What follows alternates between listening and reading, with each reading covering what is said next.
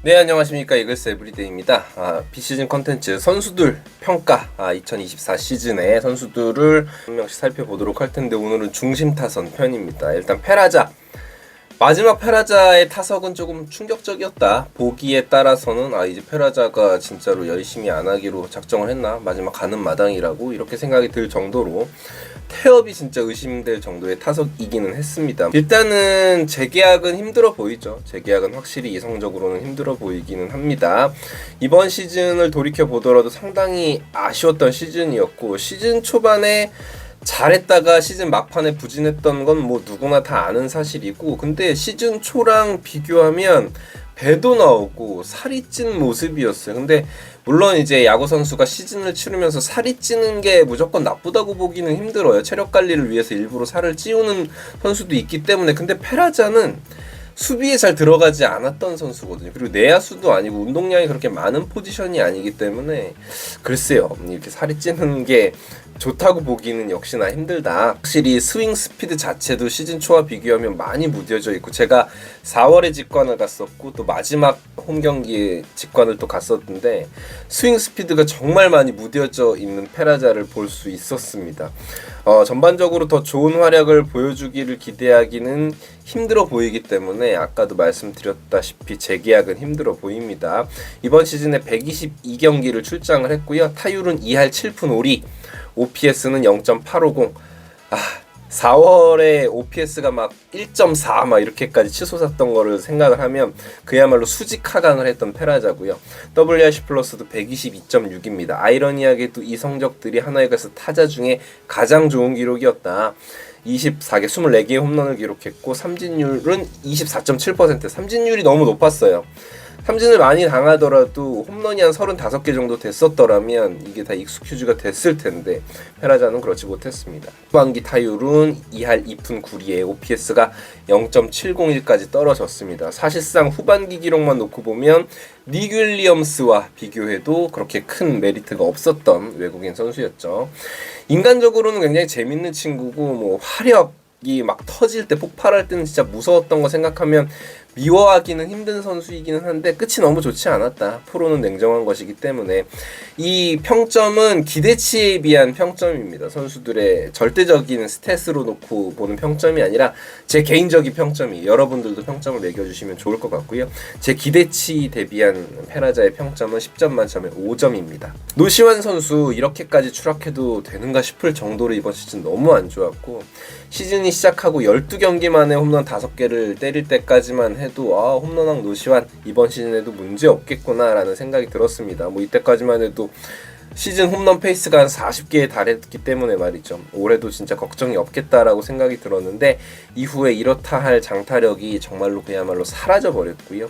월별 성적에서 OPS 9를 넘긴 것이 8월 한 달 유일할 정도로 정말 극심한 부진을 겪었던 이번 시즌의 노시환 선수였습니다. 플라이볼 대비 홈런 개수가 급격하게 줄었다. 지난해 0.15개였는데 이번 시즌 0.10개로 줄어들었다. 그러니까 지난 시즌 홈런이 되던 것 중에 3개 중에 하나꼴로 아웃이 됐다. 그렇기 때문에 타율도 당연히 줄 수밖에 없고 홈런도 줄어들 수밖에 없었다라고 생각이 듭니다. 삼진 퍼센테이지도 19.8%에서 21.5%로 증가를 했다. 많은 비중이 이렇게 증가한 건 아니지만 결국은 노시환 선수는 타구 비거리도 좀 줄어들었고 발사각도도 좋지 않아졌고 삼진을 당하는 횟수도 늘어났습니다. 그러면서 결국 하나 타선에 키는 노시환 선수라고 생각을 하는데, 내년에 최은성, 안치홍이 언제 에이징 커브가 오고 하락세에 접어들어도 이상하지 않다라고 보면 결국 하나이글스라는 팀은 노시환을 중심으로 팀이 빌딩이 되어야 한다고 생각을 하거든요. 이 선수 뭐 충분히 아직은 해줄 수 있는 포텐셜을 지니고 있는 젊은 선수이기 때문에 부디 내년에 잘해줬으면 좋겠습니다.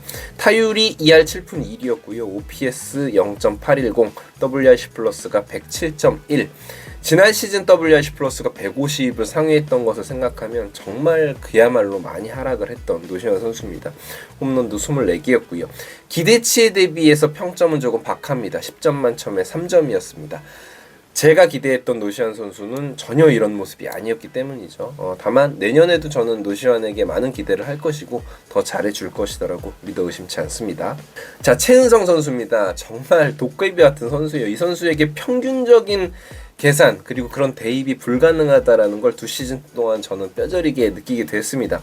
편차가 정말 심해서 감이 좋을 때는 그냥 베리본즈가 되고요. 감이 안 좋으면 그 어떤 공도 건들지 못하는 타자가 된다라는 걸 느꼈고, 최은성이 터지는 구간에 하나이글스는 치고 나가야 된다라는 걸 느꼈습니다. 4월 한 달 동안 타율이 1할 8푼 8리에 홈런이 하나였는데 8월에는 타율이 3할 4푼 7리 2배에 달하고요. 홈런도 6개였습니다. 아시다시피 4월에 망했고 8월에 잘 나갔던 한화 이글스예요. 결국 최은성이 터질 때 팀도 강해진다. 그렇다면 최은성이 삽을 들고 있을 때, 정말 하락세를 가지고 갈 때 최은성을 쉬게 해주고 다른 대체 선수를 적재적소에 투입하는 게 감독의 역량이다라는 생각이 들어요.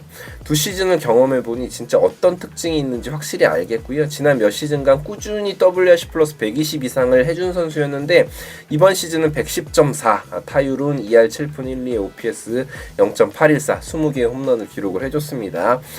사실은 최은성이 연봉 때문에 더 욕을 먹긴 하는데 개인적인 기대치가 딱히 높지는 않았거든요. 이 정도, 이거보다 조금 더 잘해주는 정도를 기대했던 것 같습니다. 그래서 결국은 더 잘 치는 젊은 선수들이 등장해줘서 최은성의 자리를 압박을 해줘야 된다라는 생각이 듭니다. 그래서 최은성 선수를 한 5번 타자, 6번 타자 정도의 팀의 젊은 타자들이 중심을 이루어주고 최은성이 그 아래 부분을 맡아주는 게 옳지 않나라는 생각이 듭니다.